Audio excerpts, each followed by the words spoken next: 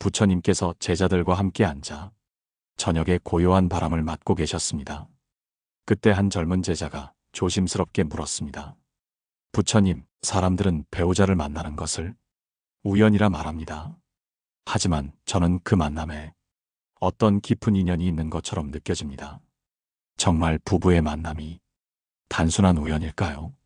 부처님은 제자의 눈을 바라보며 천천히 미소 지으셨습니다. 그대가 느낀 것이 옳다. 부부가 되는 인연은 우연이 아니라 오랜 세월에 걸쳐 맺어진 업의 끈이 다시 이어진 결과이다. 그러고는 제자들에게 옛날 한 이야기를 들려주셨습니다. 아득한 옛날, 한 남자와 여자가 있었습니다. 그들은 이 생에서는 처음 만난 것처럼 보였지만 사실 지난 생에서 서로의 삶을 깊이 도운 인연이었습니다. 그 남자는 큰 어려움 속에서 여인을 도와 생명을 구해주었고 여인은 평생 그의 은혜를 잊지 않았습니다. 그들의 선한 마음이 씨앗이 되어 다시 이 생에서 부부로 만나 서로를 지탱하게 된 것이었습니다. 부처님은 이렇게 말씀하셨습니다. 사람은 업을 따라 인연을 맺는다. 그대가 지금 함께 살아가는 이가 있다면 그 만남은 오랜 세월 동안 서로가 지어온 업이 불러온 것이다. 그것이 복된 업이면 만남은 따뜻하고 지지대가 되지만 그것이 어긋난 업이면 배움과 고통의 길이 되기도 한다. 여러분도 혹시 생각해 본 적이 있나요? 지금 곁에 있는 배우자가 우연히 옆자리에 앉은 사람일까요? 아니면 아주 오래전부터 인연의 실을 엮어온 존재일까요? 살면서 느끼는 설명할 수 없는 친밀감 혹은 이유 없는 갈등조차 이 업의 법칙과 무관하지 않습니다. 불교에서는 부부를 동반업을 함께 짓는 벗이라 부릅니다. 함께 살아가며 서로의 상처를 어루만지고 때로는 고통을 주고받으며 서로의 업을 녹여가는 과정이라는 뜻입니다. 부부의 길은 결코 가볍지 않지만 그 안에는 큰 깨달음과 성장의 기회가 숨어 있습니다. 부처님은 마지막으로 조용히 제자들에게 말씀하셨습니다. 인연을 만날 때는 그 의미를 알지 못한다. 그러나 한 생을 함께하며 그 인연이 주는 가르침을 깨닫게 된다. 서로에게 상처를 주었더라도 그 안에 배움이 있다면 그것이 곧 업을 녹이는 길이다. 오늘 우리는 삶에서 가장 가까운 인연인 부부에 대해 새롭게 바라보려 합니다. 다음 이야기에서는 이 인연을 통해 우리가 어떤 배움을 얻고 어떻게 더 지혜로운 사랑을 키워갈 수 있는지 부처님의 가르침으로 풀어가 보겠습니다. 젊은 제자의 물음에 부처님은 잠시 눈을 감고 조용히 생각에 잠기셨습니다.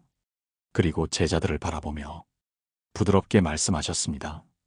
그대들이여, 세상에서 가장 깊은 인연이 무엇인지 아느냐? 그것은 부부의 인연이다.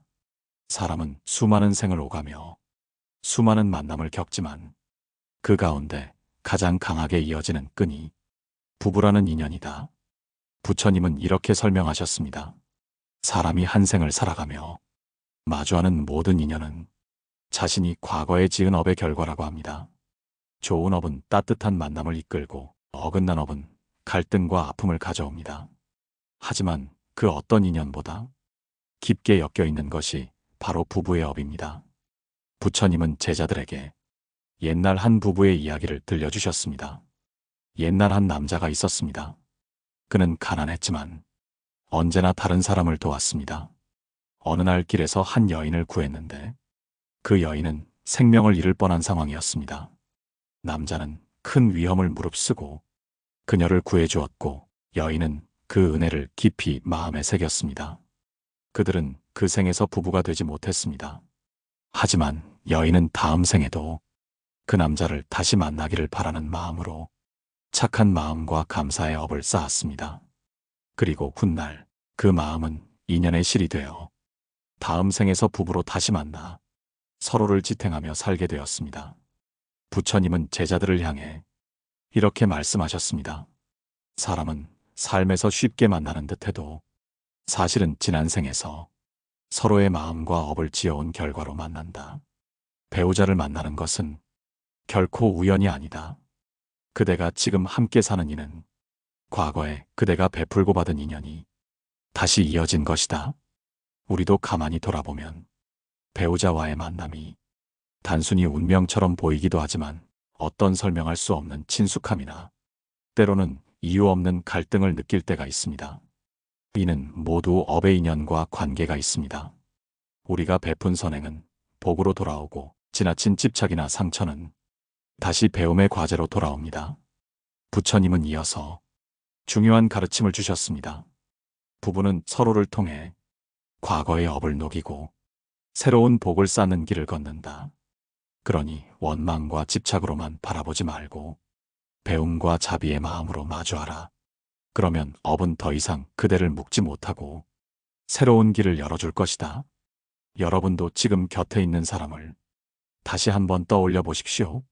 그 만남이 왜 내게 주어졌는지, 내가 그를 통해 무엇을 배우고 있는지, 혹은 내가 그에게 어떤 업을 갚고 있는지 마음을 가만히 비춰보면 보이지 않던 길이 조금씩 열리기 시작합니다. 부처님은 마지막으로 조용히 덧붙이셨습니다. 지혜로운 이는 인연을 원망하지 않는다. 그 인연이 복이라면 감사하고 시련이라면 그 안에서 배우며 다음 생으로 이어질 씨앗을 바르게 심는다. 이제 우리는 이 부부 인연을 어떻게 바라보고 살아야 할지에 대해 조금 더 깊이 들어가 보겠습니다. 다음 이야기는 배우자와의 관계가 주는 깨달음과 마음을 다스리는 법에 대해 부처님의 가르침으로 이어가겠습니다. 부처님은 다음 날 아침 제자들을 데리고 숲길을 함께 걸으셨습니다. 새벽의 공기는 차분했고 멀리서 들려오는 새소리가 마음을 맑게 했습니다. 부처님은 걸음을 멈추고 천천히 말씀을 이어가셨습니다. 그대들이여, 사람이 부부로 맺어질 때는 대개 세 가지 이유가 있다. 첫째는 갚을 빚이 있어서이고, 둘째는 함께 지은 선한 업을 더 키우기 위해서이며, 셋째는 서로에게 깨달음을 주기 위함이다. 이 말을 들은 한 제자가 궁금한 얼굴로 여쭈었습니다. 부처님, 빚을 갚기 위해 만난다는 것은 무슨 뜻입니까? 부처님은 잠시 미소 지으며 잔잔히 대답하셨습니다. 과거에 누군가에게 큰 도움을 받았으나 갚지 못하고 세상을 떠난 이가 있다면 그 업은 다음 생에서도 이어진다. 그대가 그를 위해 헌신하며 살아가게 되는 것, 그것이 바로 업을 갚는 길이다. 겉으로는 사랑처럼 보일 수도 있지만 실은 갚음의 길일 수 있다. 다른 제자가 다시 물었습니다. 그러면 함께 선한 업을 지으려는 만남은 어떤 모습입니까? 부처님은 하늘을 바라보며 부드럽게 설명하셨습니다. 지난 생에서 서로를 도우며 착한 일을 함께한 이들은 다시 만나 좋은 가정을 이루고 세상에 선한 영향력을 퍼뜨린다. 이런 부부는 서로를 지지하며 마음의 평화를 키워나간다. 부처님은 마지막으로 가장 깊은 이유를 이야기하셨습니다. 때로는 서로에게 거울이 되기 위해 만난다. 그대가 상대를 통해 분노를 보고 집착을 보고 스스로를 돌아보며 깨닫는 것이다. 이런 만남은 고통스럽기도 하지만 가장 큰 성장의 길이 된다. 여러분은 어떠신가요? 지금 곁에 있는 사람을 떠올려보면 혹시 이런 이유 중 하나가 느껴지지 않으신가요? 때때로 배우자의 행동이 이해되지 않고 왜 나에게 이런 인연이 주어졌나? 스스로에게 묻기도 하셨을 것입니다. 하지만 불교에서는 이 모든 만남이 배움과 성장을 위한 것이라 말합니다. 부처님은 제자들에게 또 하나의 이야기를 들려주셨습니다. 옛날 한 여인이 있었습니다. 그녀는 남편의 무뚝뚝함에 늘 서운해했습니다. 그는 쉽게 칭찬하지 않았고 때로는 차가운 말로 그녀를 아프게 했습니다. 그러나 그녀는 끝내 남편을 떠나지 않았습니다. 그녀는 묵묵히 가정을 지켰고 마음을 다스리며 선행을 베풀었습니다. 어느 날 그녀는 부처님을 찾아와 물었습니다.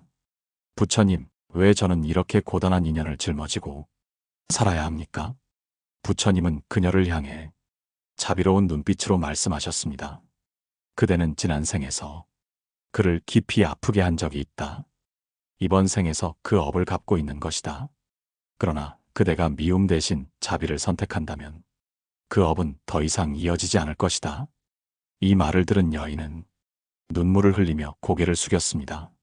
그리고 다시 돌아가 남편을 원망하기보다 스스로를 성장시키는 길을 걷기로 결심했습니다. 이렇듯 부부의 만남은 겉으로 보이는 모습보다 훨씬 깊습니다. 그저 운명이라 부르기에는 그 안에 많은 배움과 업의 정리가 담겨 있습니다. 부처님은 제자들에게 마지막으로 이렇게 당부하셨습니다. 배우자를 원망하기보다 그 인연이 주는 가르침을 보라. 갚을 것이 있다면 기꺼이 갚고 함께 쌓을 복이 있다면 지혜롭게 쌓아라. 그렇게 할 때 업은 풀리고 인연은 새롭게 맑아진다. 이제부터 우리는 이 인연을 통해 얻을 수 있는 깨달음과 행복한 부부관계를 위한 마음가짐을 조금 더 깊이 살펴보겠습니다. 부처님은 다음 날 아침 제자들을 데리고 숲길을 함께 걸으셨습니다. 새벽의 공기는 차분했고 멀리서 들려오는 새소리가 마음을 맑게 했습니다. 부처님은 걸음을 멈추고 천천히 말씀을 이어가셨습니다. 그대들이여, 사람이 부부로 맺어질 때는 대개 세 가지 이유가 있다. 첫째는 갚을 빚이 있어서이고, 둘째는 함께 지은 선한 업을 더 키우기 위해서이며, 셋째는 서로에게 깨달음을 주기 위함이다. 이 말을 들은 한 제자가 궁금한 얼굴로 여쭈었습니다. 부처님, 빚을 갚기 위해 만난다는 것은 무슨 뜻입니까? 부처님은 잠시 미소 지으며 잔잔히 대답하셨습니다. 과거에 누군가에게 큰 도움을 받았으나 갚지 못하고 세상을 떠난 이가 있다면 그 업은 다음 생에서도 이어진다. 그대가 그를 위해 헌신하며 살아가게 되는 것, 그것이 바로 업을 갚는 길이다. 겉으로는 사랑처럼 보일 수도 있지만 실은 갚음의 길일 수 있다. 다른 제자가 다시 물었습니다.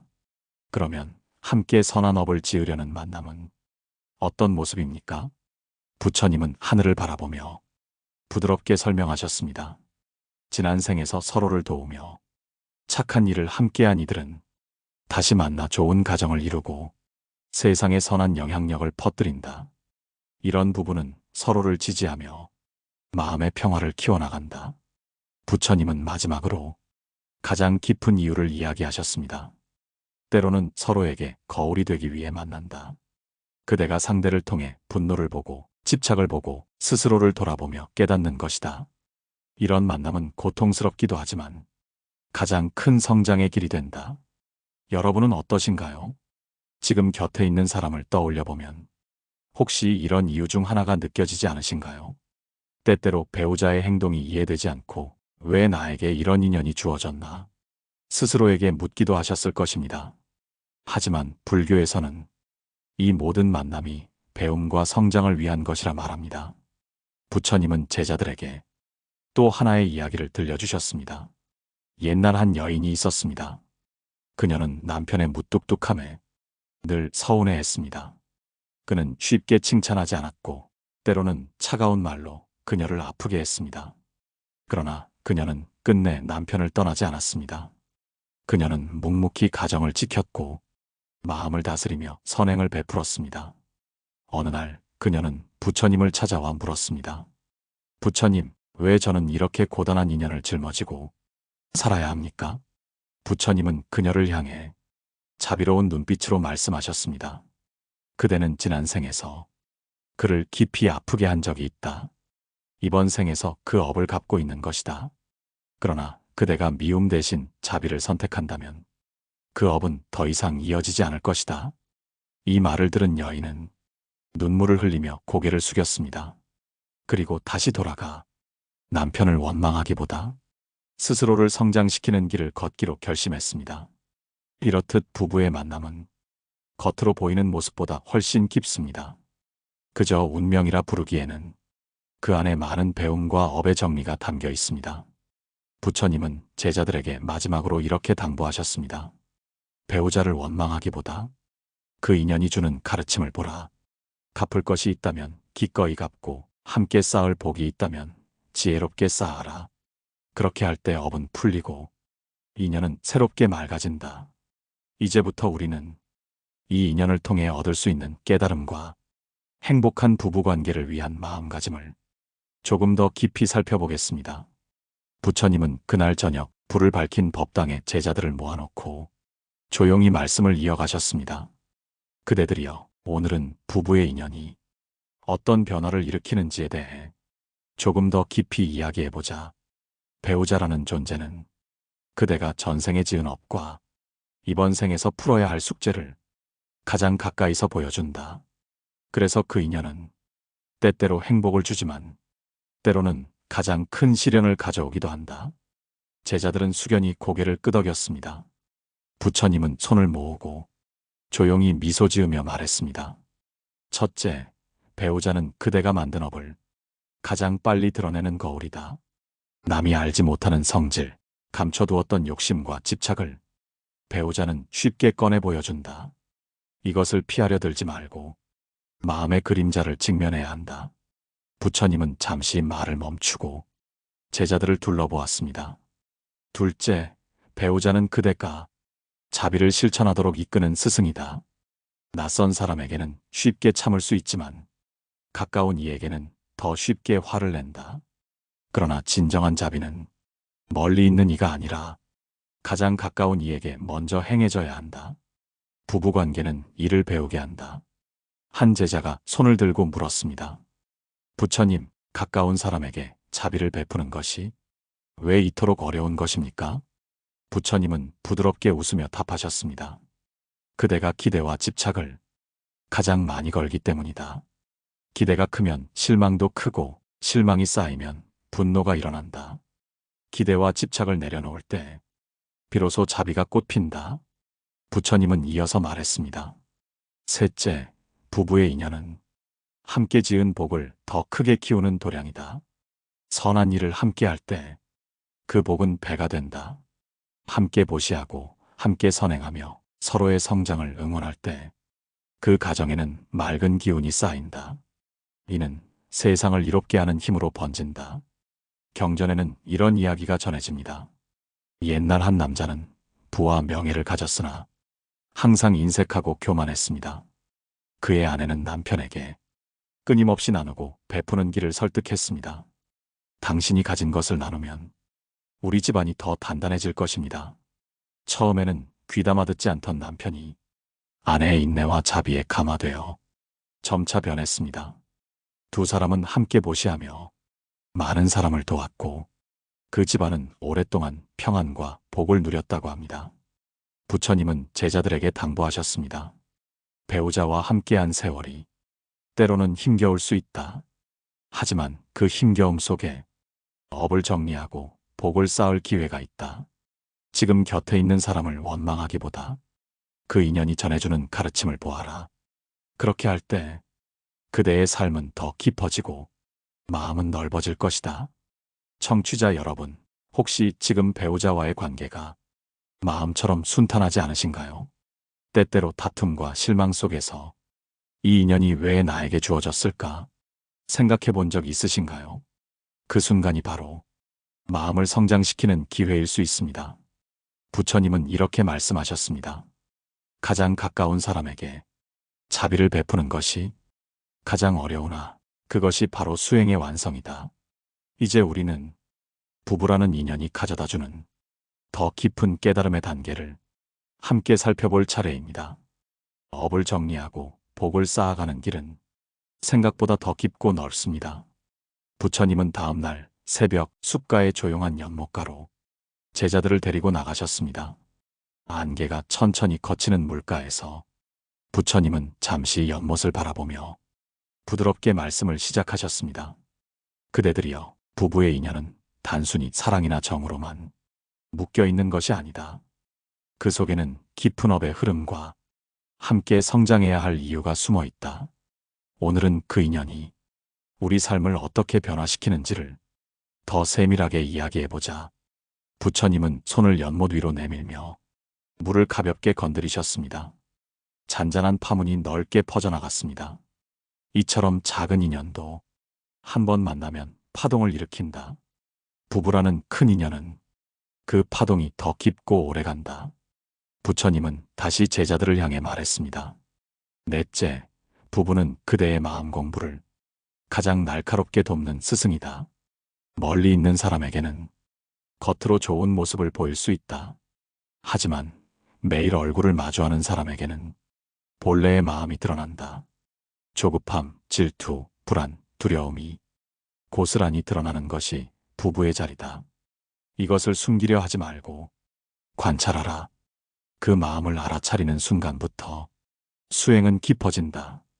제자 중 한 명이 물었습니다.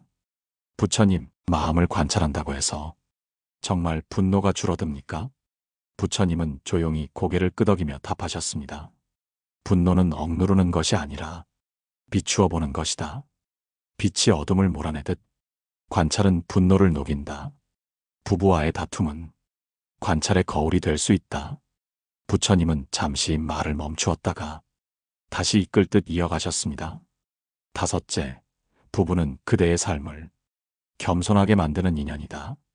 세상에서 칭찬을 받고 성공을 거둔 사람도 집에 돌아오면 평범한 배우자의 눈을 마주하게 된다. 그 눈은 허세를 꿰뚫는다. 겸손을 배우지 못한 이는 결국 가정 안에서 가장 먼저 무너진다. 옛날 한 수행자의 이야기가 전해집니다. 그는 마을에서 존경받는 스님이었지만 집으로 돌아오면 아내와 사소한 일로 다투곤 했습니다. 어느 날 아내가 조용히 말했습니다. 당신이 세상 사람에게는 자비로운 스승이라 불리지만 정작 집에서는 화를 잘 내는군요. 그 말이 수행자의 마음을 깊이 찔렀습니다. 그는 그날 밤 홀로 앉아 자신이 쌓아온 자비가 집안에서는 사라졌음을 깨달았습니다. 그 후 그는 더욱 낮아지고 겸손해지기 위해 수행을 이어갔다고 합니다. 부처님은 이 이야기를 전하며 제자들에게 따뜻하게 말씀하셨습니다. 가장 가까운 사람에게 겸손하지 못한 자비는 결국 허울 뿐이다. 부부 인연은 그 허울을 벗겨내어 진정한 마음을 보게 한다. 청취자 여러분, 혹시 여러분도 가정에서 자신의 모습이 드러나는 것을 두려워한 적이 있으신가요? 바깥 세상에서는 인정받지만 집에서는 작은 말 한마디에 분노하거나 상처받은 적이 있으신가요? 그것은 실패가 아닙니다. 바로 수행의 문 앞에 선 것입니다. 부처님은 이렇게 말씀하셨습니다. 가장 가까운 인연이 그대를 깨닫게 한다. 그 인연을 피하지 말고 그 속에서 자신을 보아라. 이제 우리는 이 부부 인연이 마침내 업을 풀고 새로운 길을 여는 순간 그 변화가 삶에 어떤 복을 가져오는지를 함께 살펴보려 합니다. 부처님은 마지막으로 제자들을 바라보며 잔잔한 미소를 지으셨습니다. 그대들이여, 부부라는 인연은 결코 우연이 아니다. 과거의 업과 현재의 선택이 엮여 함께 살아가도록 만들어졌다. 그러니 이 인연 속에서 그대가 어떤 마음을 내느냐가 미래를 결정한다. 부처님은 두 손을 합장한 채 조용히 이어 말씀하셨습니다. 함께 살아가는 동안 첫째, 서로에게 베푼 작은 자비가 큰 복으로 돌아온다. 둘째, 마음을 관찰하며 쌓은 인내가 그대를 자유롭게 한다. 셋째, 겸손으로 배우자를 존중하면 가정은 수행의 도량이 된다.